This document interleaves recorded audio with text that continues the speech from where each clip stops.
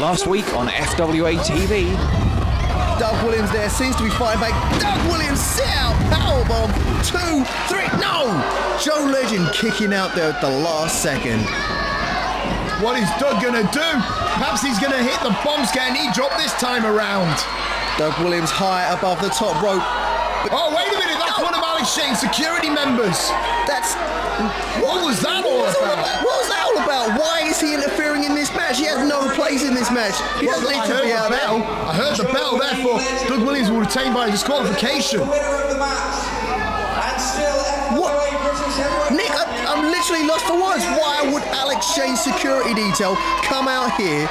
And why would they attack Doug Williams? Why would they attack Doug Williams? Why is Alex Shane out here? Hey, Doug Look Williams at this. made Alex it personal. Alex Shane. One night stand, ladies and gentlemen. Oh, yes. Alex Shane with the assisted one-night stand there takes Doug Williams up and spits in the face of Doug Williams. This is a travesty in the FWA. Why is Alex Shane doing this? I'll tell you one thing. He's sending a message to Doug Williams. He's also sending a message to Steve Corino. Oh my no! Nick! Bloody hell! That was gross! Nick! Doug Williams' face! You could see the blood spurting from Doug Williams' foot. The blood is on the belt. Doug Williams driven headfirst into the FWA belt by Joe Legend. I've never seen anything like this, Nick. This beat... Oh! Tony, the blood of Doug Williams has been smeared over the very centre of his being, the FWA heavyweight title. And Alex Shane is telling Doug Williams now, I am the man in power here. This is Doug Williams' blood. This is the British heavyweight title, and this is mine from now on. After we went off the air, our cameras kept rolling.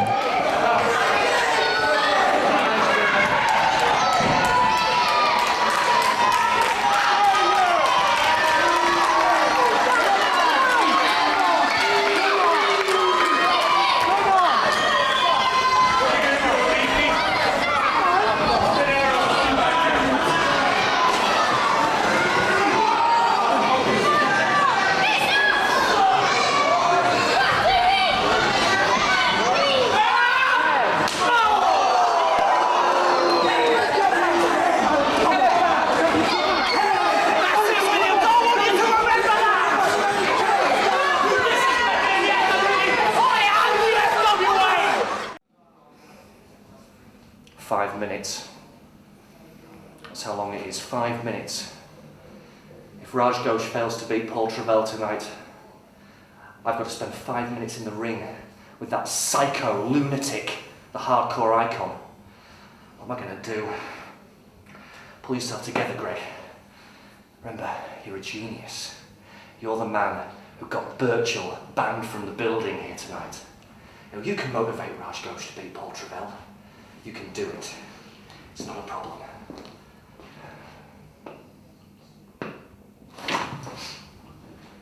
Evening, Gregory. See, you made a bit of a mistake, didn't you? You banned Birchall from the building, but you forgot all about the twisted genius. Just goes to show, Greg, you're only a patch of a manager I am. I mean, if I were you, I'd have made sure that all bases are covered. You know what I say, the good manager always has a plan B. I mean, let me ask you a question. What were you doing in 1993? What was I doing in 1993? I was at university studying to become Britain's #1 wrestling journalist. That's what I was doing. See, I was already working in the wrestling business. Okay, let's make it easier for you. What were you doing in 2001? Well, in 2001, I started writing for Power Slam magazine. I was well on the way to immortality in the writing business. What do you think I was doing? So, while you were writing about it, I was doing it, because I was once again working in the wrestling business. I'll tell you what, I'll ask you another one. Come on, get this right for a special star prize, Greg. What's your IQ? You must have had your IQ level measured at some point. Now, you won't beat this one, IS. My IQ is 142. Name's AS and it's 153. You see, Greg, you don't match up to me in experience. You don't match up to me in IQ, intelligence. And I hate to say it, but I've seen you in the shower, and you don't match up to the twisted genius there either. And then the wrestlers, I mean, I've got Burchill, the freak of nature, the greatest force this business has seen in so many years. And you've got Drew McDonald. I've got Drew McDonald. Can you say past his prime? I mean, I managed the guy. I know all about Drew McDonald. Hell, I hit him with a chair and got him out the FWA. But to tell you the truth, there's a blessing in disguise. I mean, that fat old man had his day in the sun many, many years ago. I mean, what the hell are you doing with Greg, with a guy like Drew McDonald, Greg?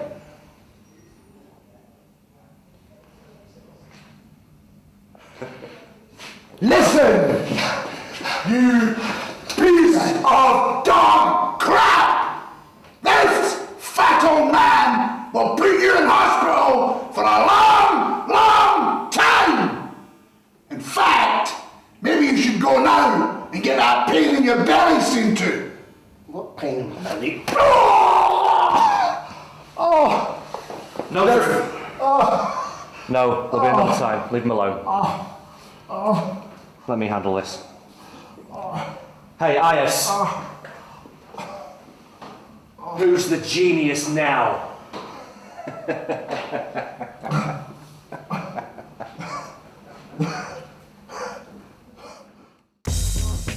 24. 25. Cut. Nice. Steve, you want to warm up? One more set, okay? 25. Give it to me. Oh! Oh! Oh! Hey, that's pretty good. That was a finish. Hey, Mark, it's in this.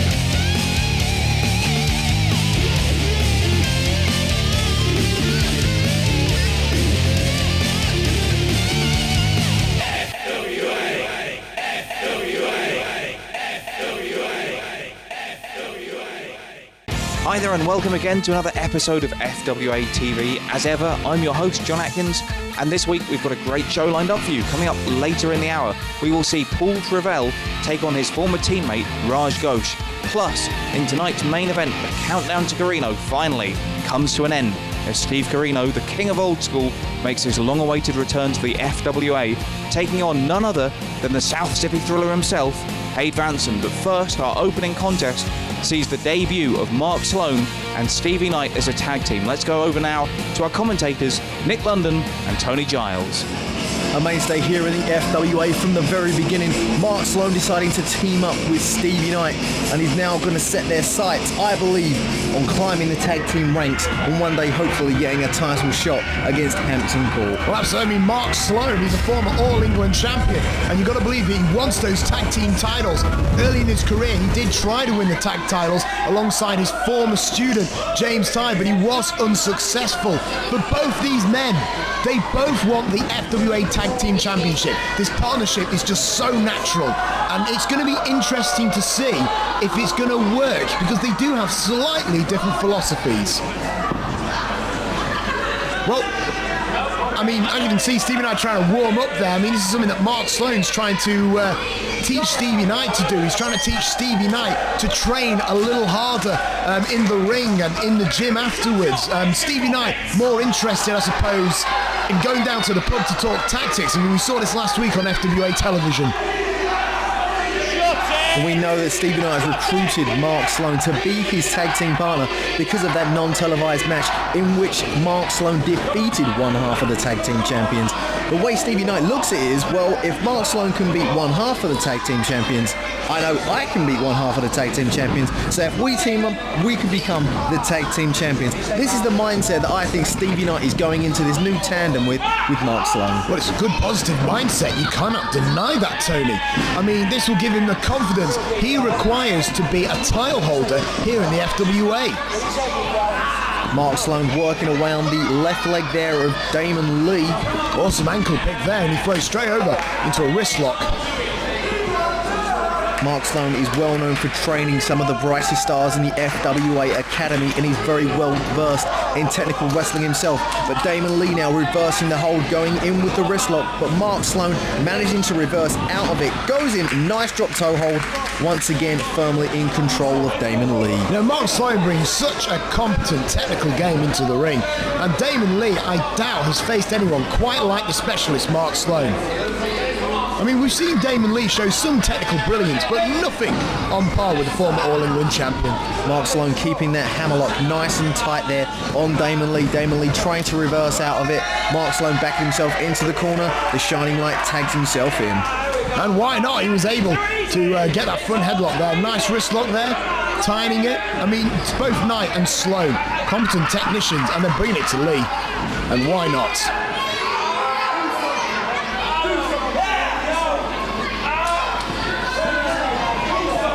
Damon Leigh again working over the arm of Stevie Knight.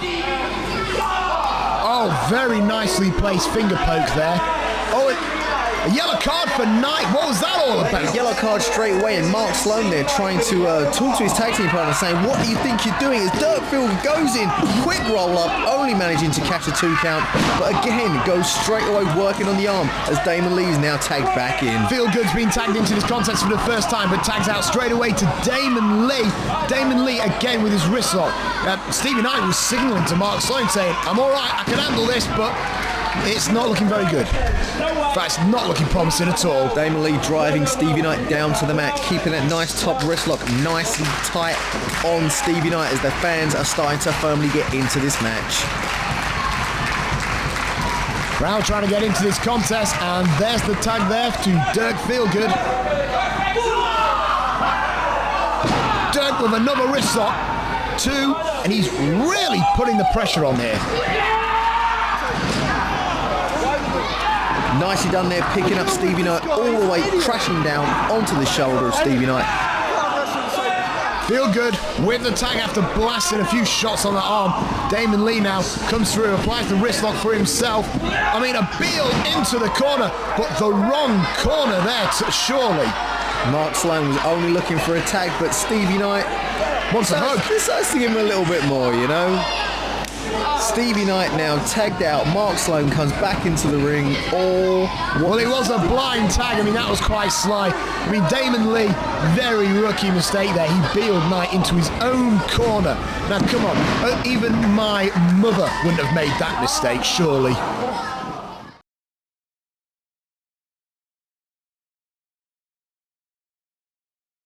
The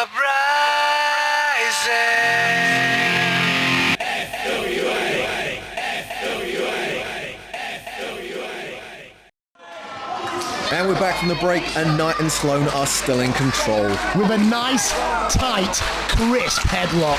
Mark Sloan getting some aid there from his entourage as Stevie Knight's in the middle of the ring. Got that headlock on. Damon Leigh fighting out of it. Stevie Knight goes for the clothesline, goes for another clothesline, ducked by DDL. But Damon Leigh and Stevie Knight double clothesline, same move, same time, same effect. Both men are down as the referee lays in the 10 count. The crowd are firmly behind Damon Leigh, and this Damon needs to get up, get to his tag team partner. Same goes for Knight. Both men want to get to their tag partners. They want Sloan and they want Feelgood in that ring. The tag's coming. Tag's made. Yes! Sloan is in and Feelgood's in too. Clothesline for Mark Sloan, a clothesline for Stevie Knight. Dirk Feelgood is the proverbial house on fire. 2 inverted atomic drops there as Feelgood whips off Shining Light. Stevie Knight dropkick takes him down. The Feelgood's endorphins are kicking in. He's been throwing moves left, right and centre. He's now focused all his energy on Knight. Lovely Russian side leg sweep there. Tight pinfall, but it wasn't going to be. Feelgood is still on the offense though, Nick. Stevie Knight's down as Feelgood picks him up, sends him into the corner, whips him off. We've seen this before. Feelgood getting as much momentum as humanly possible, runs in with a big splash in the corner. Looks as though he's signalling for his partner Damon Leigh to ascend to the heavens as he holds on to Stevie Knight. But Mark Sloan with a water bottle, blinding dangerous Damon Leigh, and Leigh could be out of this contest. It looks like he hit himself pretty hard on that guard railing. the referee's not entirely sure what happened. He saw that Damon Leigh fell but didn't know what caused it. Mark Sloan has aided his partner, the Shining Light Stevie Knight, in this match. Mark Sloan has come in now to aid him even more. As we Mark see Sloan here. Oh, look at that modified version of the air raid crush, and Knight will make the cover. And that is enough. It was all over the minute Damon Leigh was thrown from the top rope, Nick. Dirk Feelgood, he had no chance. He was facing two men. The new tandem of Mark Sloan and Stevie Knight had their first victory in the FWA. We could be looking at future #1 contenders to the FWA Tag Team Championship. Fans, time now for the next contest. Paul Travell against Raj Ghosh, his former teammate.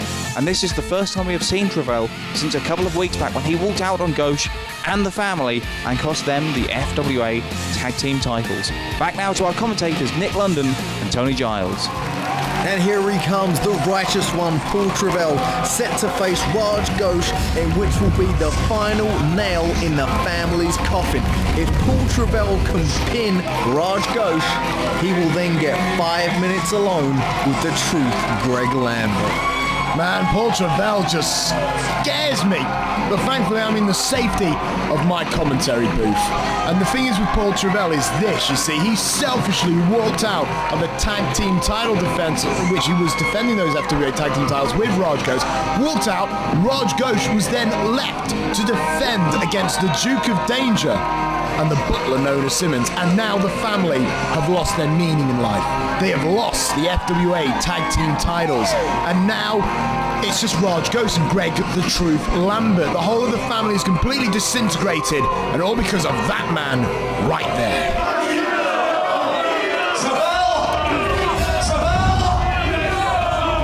You stay right where you are, Travell. The stipulation for this match tonight is if you win, you get 5 minutes in the ring with me. But if you come one step closer, I'm a writer, not a fighter. I'll be out that door in my car, and I'll be out of here, so I'm not fighting you, you psycho.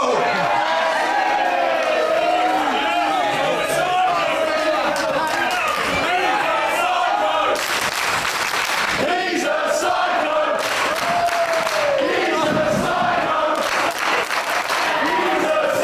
Now, Travell, last time we were here in Broxbourne, it was the worst night of my life. Because you cost me the FWA Tag Team titles.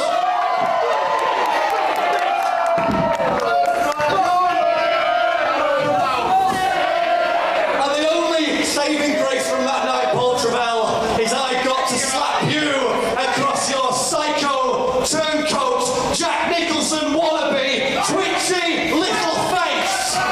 Could have said it better myself, Tony. Now listen here, Travell. You used to say you didn't see any use in having Greg the Truth Lambert as your manager. But the one use I had, Travell, I used to read the small print. You shut up. Now, Travell, in your eagerness to sign the contract tonight to try and get 5 minutes in the ring with me, you didn't read the small print, and that said that if Raj Ghosh is in no fit state to wrestle tonight, I get to pick a suitable replacement.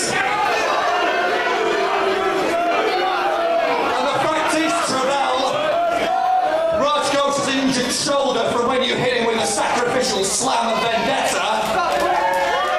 So I have a suitable replacement, and he's a man who believed in you. He's a man you stabbed in the back, and his name is the Highlander from Hell, Drew McDonald.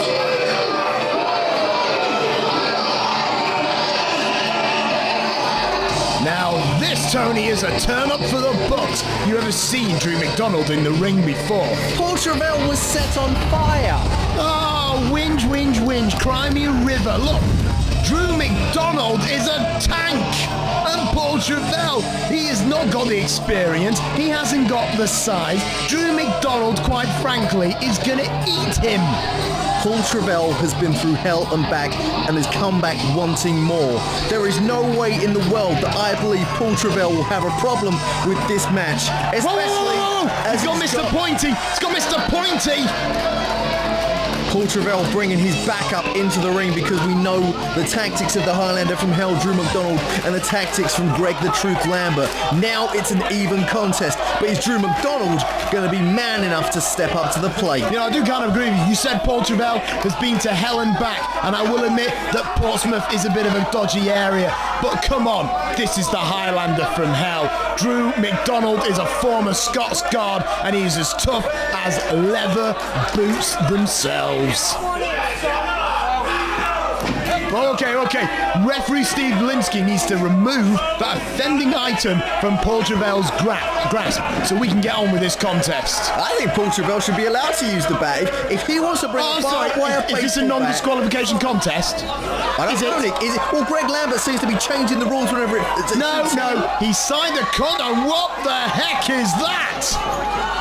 Not what the heck, Nick. Who the hell? No. What? I mean, that is a monster. Look at the size of that guy. Good grief. Oh, Nick. Drew McDonald just slammed Paul Travell's face into those spikes of this. Look at the smile on Drew McDonald's face. I guess Greg the Truth Lambert has enlisted the help of someone else in the war against Paul Travell.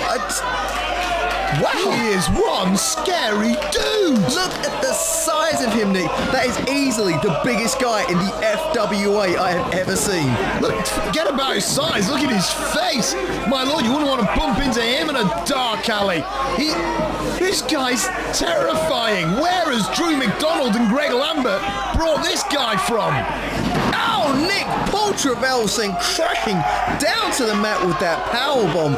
It would appear that Drew McDonald has a new ally, and this can only mean one thing for Paul Travell, and that is very bad news. Once again, Paul Travell's blood is christening the canvas of the FWA ring, and Drew McDonald is taking advantage of this is gone beyond the match, Tony. This is a slaughter. And this big guy's gonna fly, my goodness! All of his weight on top of Paul Travell. I mean, Paul Travell came out for a match with Raj Ghosh and ends up being double teamed by easily the two biggest men we have in the FWA. I'm not even sure who this other guy is. All I know is that Paul Travell thought that when he was gonna get fight. Let's have our 5 minutes now, Travell, shall I? You want 5 minutes in the ring with me? Let's have it now. You're not so bad now, are you, hey? Hardcore, like. You're not so bad. Hey, I'll teach you mess with the truth. You face the consequences. You face the crap. When Paul...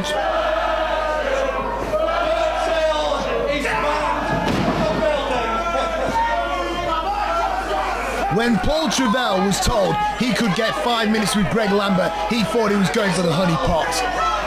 Travell, you listen close. This is the Highlander from Hell, Drew McDonald. This is the mighty Thunder.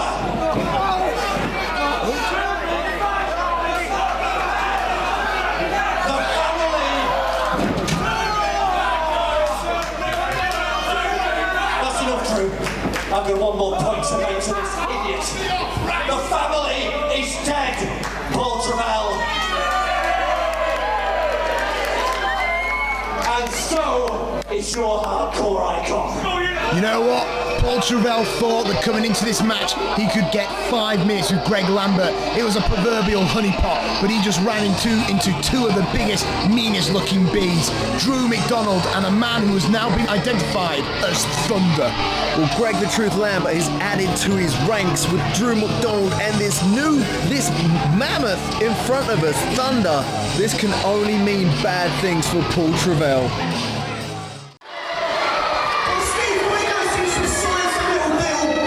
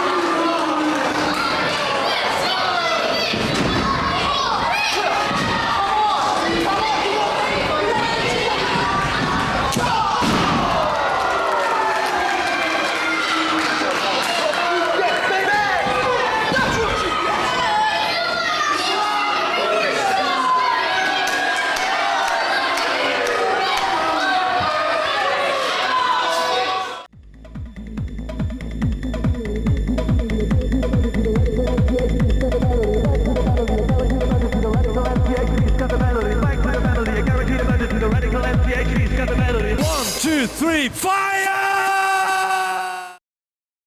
Time is up. Get in the ring, you coward.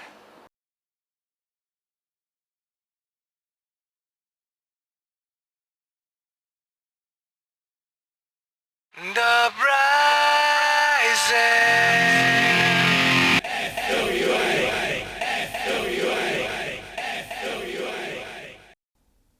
Fans, I am John Atkins and welcome to another Uprising update. On November the 13th at the Coventry Skydome, the FWA will be holding our biggest show to date, British Uprising 3. Already signed for the show, the next generation three-way dance between three young men with big futures here in the FWA. Aviv Mayan, the rookie sensation from Newport, South Wales, will take on the little dragon Ross Jordan, a plucky youngster with a wealth of courage behind him, plus Spud, the little man who's been making big waves in British wrestling. The winner of this contest will receive a shot at the All England Championship at Seasons Beatings on December the 10th at the Brent Town Hall. Speaking of the All England title, Hade, Vansen, the South City Thriller and current All England champ, will take on Jack Xavier in a last man standing contest. These two have been feuding for many months. We've seen them fight to a double knockout before, and recently in six-man competition, Jack Xavier scored the 3 over Vansen, but when they meet in a last man standing match, will Xavier be able to knock him out for 10? The FWA tag team titles will also be on the line at British Uprising 3. The champions, Hampton Court, the team of the Duke of Danger, and his always popular Butler Simmons, will take on Stevie Knight and Mark Sloan. Tune into FWA TV next week to find out exactly how this match came about. British Uprising 3 will also see the return of former WWE star D'Lo Brown. This former Intercontinental and European champion made a big name for himself when he came over earlier in the year, and on November the 13th, D'Lo Brown will make his return to the FWA and to the Coventry Skydome. His opponent yet to be confirmed, but stay tuned to FWA TV over the coming weeks and we'll keep you posted on the situation. Some weeks back on FWA TV, we saw James Ty defeat US star AJ Styles in somewhat controversial fashion. Since his win over Styles, James Ty hasn't been the same. He's been more aggressive, more opportunistic. Well, at British Uprising 3, former NWA World Heavyweight Champion AJ Styles will be returning to these shores. He will face James Ty in a 30-minute Iron Man match, where the person with the most decisions at the end of the half hour will be declared the winner. Wild six-man tag team competition will also be making its way to the Coventry Skydome on November the 13th for British Uprising 3. Out of the remnants of the family, Greg Lambert's new triad, Raj Ghosh, Thunder and Drew McDonald will be taking on Dean Ayers' team of Birchall, Paul Travell and from Amarillo, Texas in the USA, Terry Funk. To find out how Dean Ayers secured the services of this hardcore legend, stay tuned to FWA TV over the coming weeks. The main event of British Uprising 3 will see the FWA British Heavyweight Championship on the line in a one-fall, winner-takes-all contest. The champion, the anarchist Doug Williams, will put his belt up against the show stealer, Alex Shane, with the added stipulation that should Shane lose, he will then go on to fight British boxing hero, the man who knocked out Mike Tyson, Danny Williams. Fans, British Uprising 3 takes place on November the 13th at the Coventry Skydome. Tickets are available now from the number currently on your screens.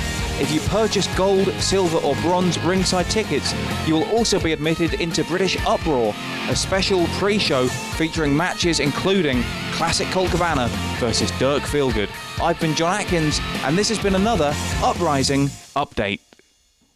Time now, fans, for tonight's main event. The countdown to Corino has finally come to an end. Steve Corino is back in the FWA and he's taking on the South City Thriller himself, Hade Vansen, back again to our commentators for the main event.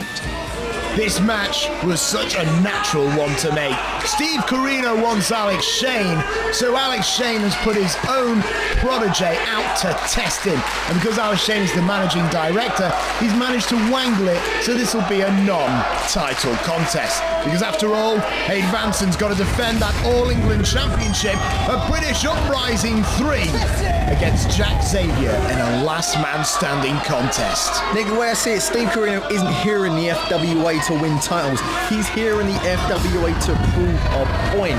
And that will all be proven in 2 weeks' time when he takes on the show stealer Alex Shane. The South City Thriller. He's got a few tricks up his sleeves, Tony. No doubt, Nick, he's the All England champion for a reason, as we're about to get underway now. Your referee, Andy Gordon, the bell has been rung. We're about to get away with our main event for tonight's show. I'm confused. Where is this guy from? He's got American on his back, he's got Japan on one knee, and he's got Canada on the other knee. What is going on with Steve Corino? Well, Steve Corino, a very renowned world traveller, wrestling over in Japan for 0-1 and wrestling for many promotions over in the United States of America. As we see the nice lock up there, Hade Vansen backing Steve Corino into the corner. The referee giving the 5 count. Are we going to see the clean break? Surprisingly, we do. Hey, Hade Vansen, he's a good guy, you know? He's a good competitor in that ring, and he's going to listen to the rules. Until, of course, it suits him to cheat, and then he'll cheat, and then he'll take it to Corino and win this match. Hey, let's not forget, this is the guy who crippled Flash Barker and forced him to retire from the ring. They go in again with the lockup, no one gaining the advantage, but Steve Corino being the taller and slightly heavier set of the two men in a contest like this, I would imagine he would get the better of it as he backs Hade Vansen into the corner.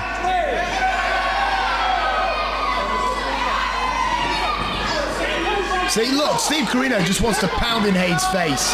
What kind of sportsmanship is that? I mean, he's a former ECW World and NWA World Champion. He should be, you know, displaying himself with more decorum. Well, as I said, Nick, earlier, he may just be a little bit annoyed or angry at Hade Vansen for blindsiding him earlier on in the evening. Nah, that was business, sure. That has to be taken into account when you look at this match as they go in with the lockup. Hade Vansen straight away, nicely done, goes in with the hammerlock. Corino's looking for escape, finds it. Nicely done. Hade Vansen there, looking for some sort of escape, pushing away from the face. Oh, now that was ingenious. That was very unique.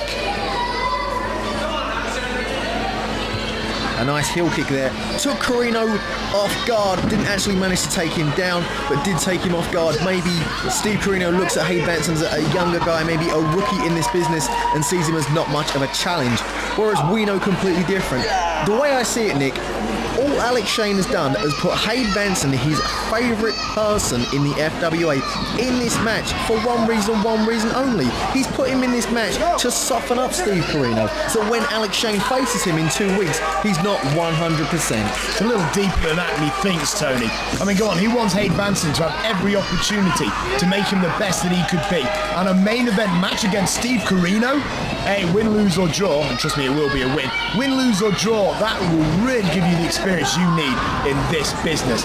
And yes, he probably has set him in there to soften him up for Alex Shane. Because come on, Alex Shane's looking for every advantage he can possibly get. Hade Vansen with a nice top wrist lock there, also using the leg, bending down on one knee, trying to put his full effort into keeping that top wrist lock on and nice and tight. It may look like a very simple move, but it's very, very painful. And, you know, it can affect you later on in a match. Oh, absolutely. I mean, now he's stretching and potentially tearing at the ligaments. I mean, Andy Quilden was there to ensure if there was a submission. Corino on his feet.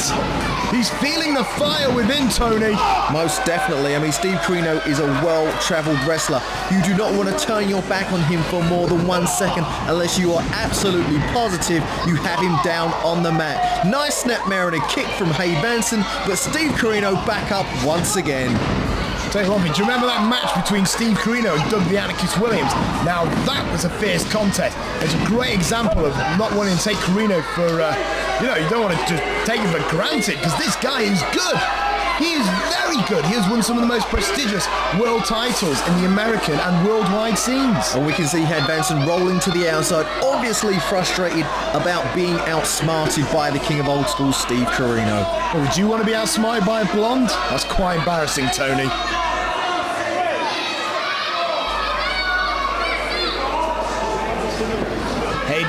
Hade Vansen very cautiously entering the ring. I can't say I blame him. And Steve Corino, all right, he's acting like the nice guy today, but I'll tell you one thing, he's crafty.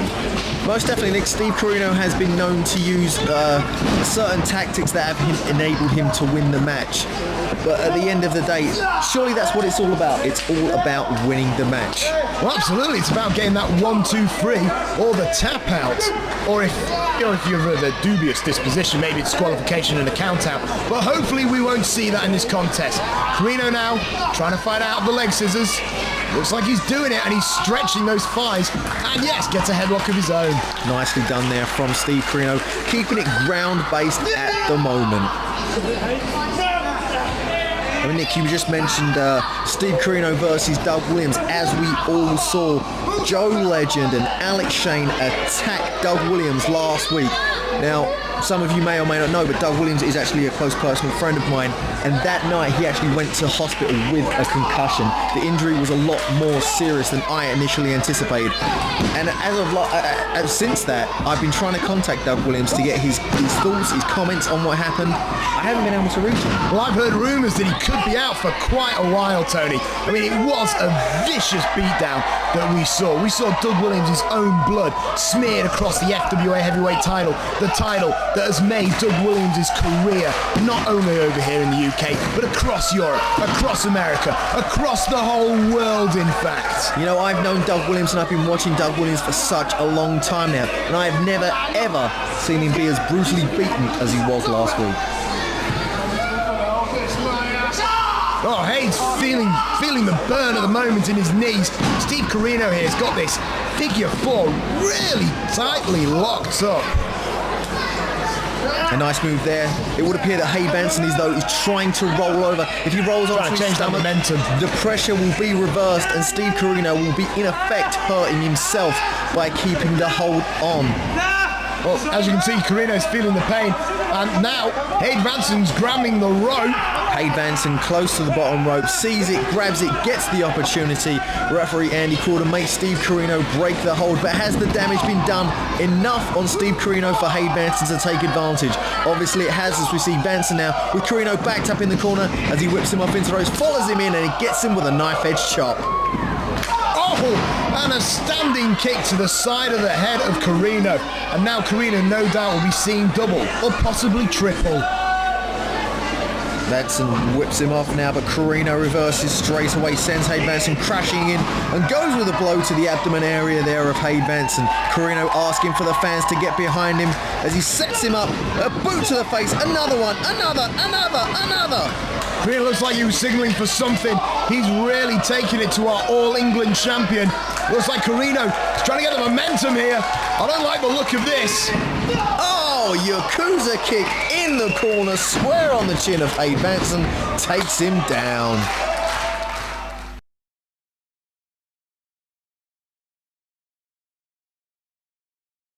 The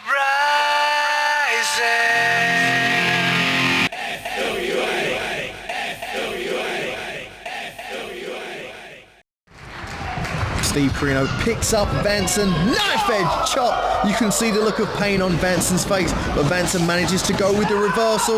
Oh, now that was beautiful, Tony.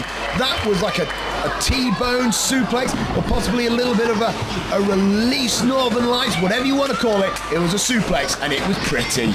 Oh, nice roll up there. It's tight. South City Thriller. I thought he had it there, Tony. I thought he had it. A very hard pin to kick out of, Nick, because you have the other wrestlers' weight full on you, so you have to put a lot more emphasis on kicking out there. It just goes to prove to me, Nick, that Steve Corino has so much more to give in this match. You know what, these fans can clap as much as they want, but whether they like it or not, Hade Vansen has got the pressure and he's keeping it on Corino.